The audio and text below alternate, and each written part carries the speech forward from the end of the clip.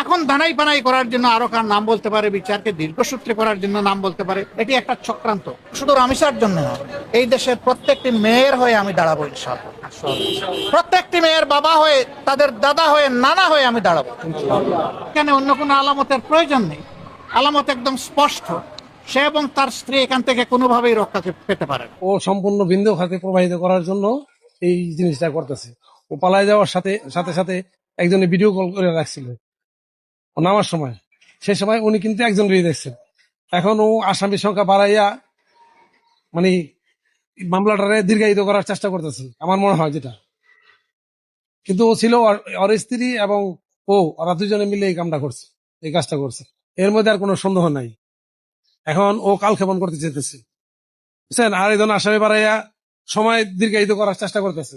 এলাকায় ডলার নামে আছে একজন, কিন্তু ওনার তো সম্পৃক্ততা আমরা পাই নাকি সেই জায়গায়, বুঝছেন? ওনার সম্পৃক্ততা পাই নাকি আমরা সেই জায়গায় যখন পালাই গেছে ওই যে পাশের বাড়ির ও চোর চোর করে কিন্তু চিলাইছে। চিলানোর সময় একজন আবার ভিডিও করে রাখছে উনি, সে ভিডিও তো আপনাদের হাতে গেছে। একজনই পালাইছে এবং ওই সোহেল নামের ওই পোলাটাই পালাইছে। আর অন্য কোনো দ্বিতীয় ব্যক্তি পালাইতে দেখে না কেউ সেখানে, বুঝছেন? এখন এটা মনে করেন ও হয়তোবা বিভিন্ন জনের জড়াইয়া এটার জিনিসটা ই করতে চেষ্টা করতেছে। এটাই আমাদের বিশ্বাস, কথা বলছেন? এটাই আমাদের বিশ্বাস কত দ্রুত সম্ভব, কারণ ও আমাদের মেয়ে, আমার বন্ধুর মেয়ে, মানে আমার মেয়ে। ওরে ছোটকাল থেকে লালন পালন করছি আমরা। তো ওর বিচার যত দ্রুত হইব তত আমাদের আত্মার শান্তি পাইব। আমরা এখন মনে করেন অশান্তিতে বসবাস করতেছি, আমাদের রামিসার বিচার না হওয়া পর্যন্ত। এই দুইজনকেই বিচারের আওতায় আনতে হবে। এখন দানাই পানাই করার জন্য আরো কার নাম বলতে পারে, বিচারকে দীর্ঘসূত্রে করার জন্য নাম বলতে পারে। এটি একটা চক্রান্ত। কোনো শয়তান হয়তো এগুলো শিখাইও দিতে পারে। আমরা ওই সমস্ত বিচার নিয়ে, রামিসার বিচার নিয়ে কোনো তামসা করা হোক, এটা আমরা চাই। আজকে তার বিচারের প্রক্রিয়া শুরু হওয়ার কথা হয়তো হয়েছে। বাবা তো যার বুকের ধন হারিয়ে গেছে সেই বুঝবে কোন জিনিস সে হারিয়েছে। এই জন্য সকাল থেকে বুকের ব্যথা নিয়ে এখন নিজেই আবার হাসপাতালে ভর্তি।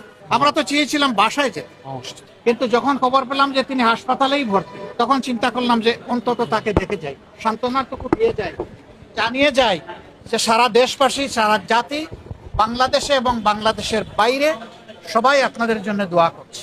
উনি বড় আক্ষেপ করে বললেন যে এই দোয়া কি চেয়েছিলাম এইভাবে? আমি বললাম না, এইভাবে চান নাই, কিন্তু আপনি যা চাইছেন তার চাইতে এই ক্ষেত্রে আল্লাহ আপাতত আপনাকে বেশি দিয়েছে। এরকম বহু মানুষ দুনিয়া থেকে বিদায় নেয়।